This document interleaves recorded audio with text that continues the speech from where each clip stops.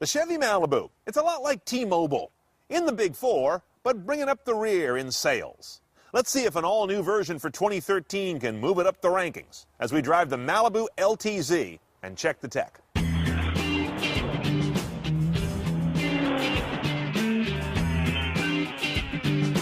Now for 2013, the Malibu's on a whole new platform. In other words, the entire underpinnings are new. GM did that for two reasons. One, they want to sell one Malibu in every market worldwide. Also, they want a better platform to compete against Fusion, Accord, and Camry that are ahead of this car in the sales race in that order. They've also tried to take some Camaro DNA. The gauges are like out of a Camaro. The taillights kind of suggest a Camaro, but this is not a performance car, certainly not in this trim. It's an everyday car. Let's see how it does on that front.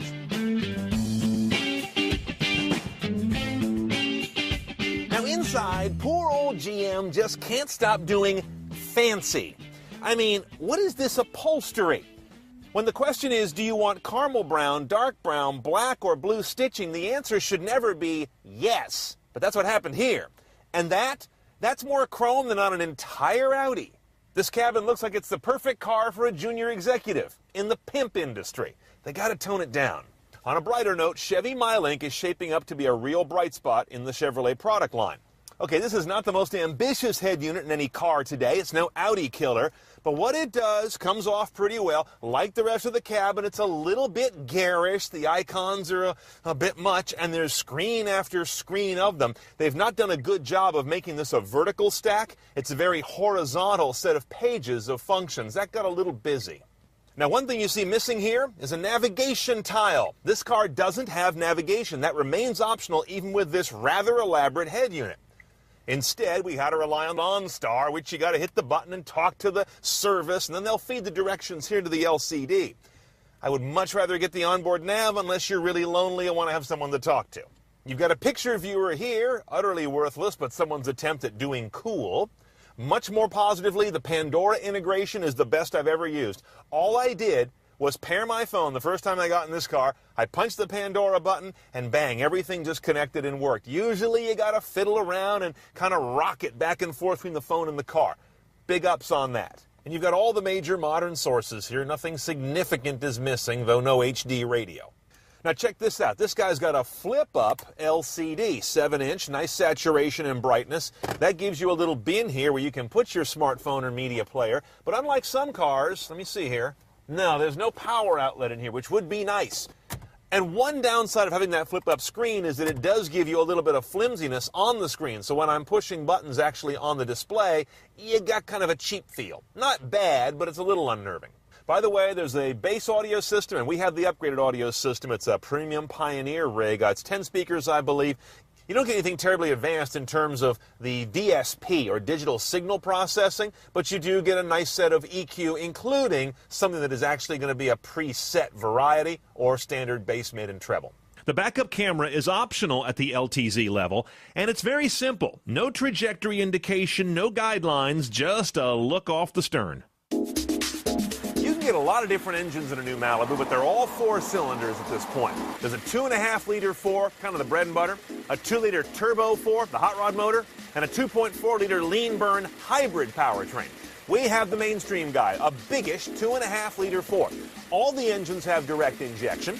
You're looking at 197 horsepower here, 191 foot-pounds of torque. Pretty big numbers from a pretty big 4. 0 to 60, though, is also a pretty big number, unfortunately, about 8.3 seconds. MPG 2234. Side saddle, front wheel drive only. That 6-speed automatic is your only gearbox choice. Let's go for a ride.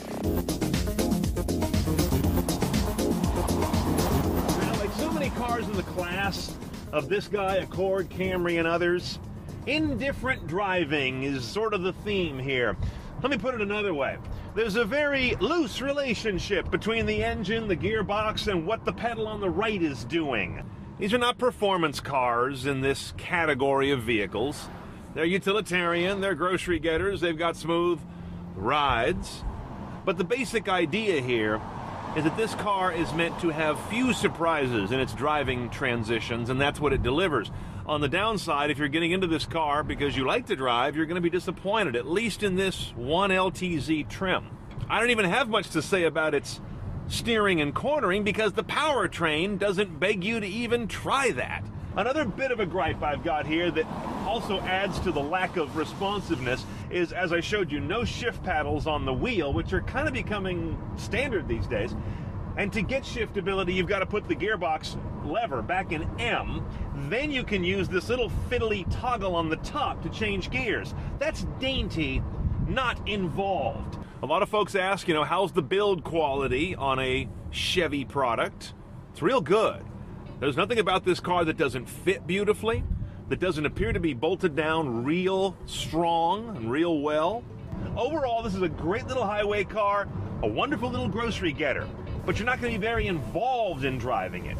It's a little appliance-like.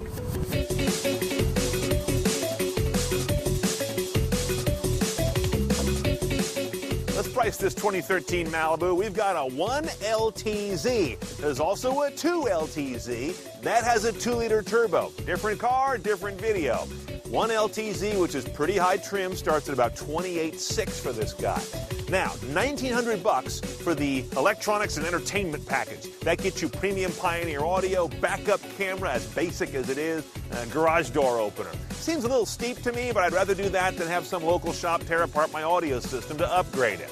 $795 is a great price to add onboard navigation, not rely on that OnStar stuff. And $395 is a steal for forward collision alert and lane departure warning. All in, you're looking at about a $32,000 car that competes pretty well with Fusion, Camry, and Accord.